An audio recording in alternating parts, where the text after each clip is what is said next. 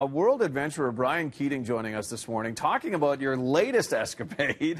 This time, let's see, hanging out with gorillas and standing on the edge of a volcano. Yeah, we did. I was in Africa for about a month. I led another trip. It was all organized through Civilized Adventures. But our ground operator in Rwanda managed to get us the permits to get into the Congo to do something my wife and I have wanted to do for a long time.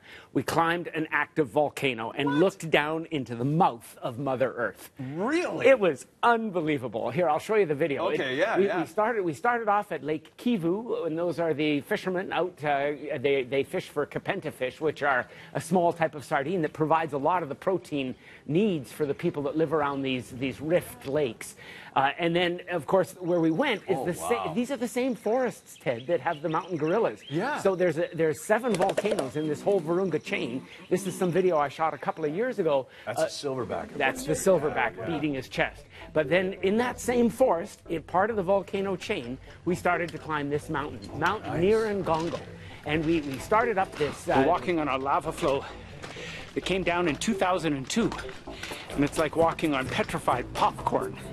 And Ted, that lava flow flowed about, in its widest spots, about 100 meters wide, went all the way down to the Gisenyi International Airport. Really? That forced the evacuation of the town, 400,000 people into Rwanda, and that was just in 2002. We saw lots of sunbirds on the way up. Sunbirds are they're the hummingbird equivalent of Africa. Okay. And so they were the predominant species. These are some of the other colorful birds. Pretty, yeah. That's a bishop that we saw. And we hiked. The vegetation started to get smaller and smaller, obviously, as we got higher and higher. This mountain is about maybe 50 or so meters, 75 meters shorter than Mount Temple. Oh, okay. In Lake Louise. So there's the huts that the Congo parks have put at the top, and each hut sleeps 2 people. But that's the edge of the caldera. What? Just 10 meters above those huts. And I'm coming up, and coming right up to the edge, you can see the steam and the other fumes coming up. Oh, look at you. But get this. Look down.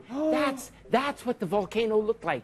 Down in the bottom, there was this lake, a lava lake, about 200 meters wide. So as wide as the Calgary Tower is tall.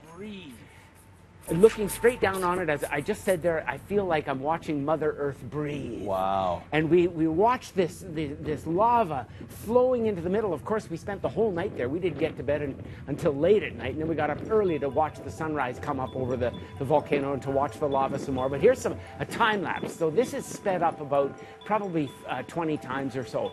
And you can see how it's moving. And then I sped it up about 2,000 times. So this is about an hour and a half worth of filming of the lava lake, and you can see how the plates of lava are moving around. They're the cooler plates, and they're getting sucked down in, and they get then melted. And of course, now this is sunrise the next morning. There's a couple of white-necked ravens at the top to welcome us. And look at that little vent on the side there, Ted. That vent, we called it the dragon. Look at it looks like a dragon's nose. Exactly. About every 15 seconds, it would puff. It reminded, it was absolutely amazing. And then we had breakfast, of course. There's the breakfast hut.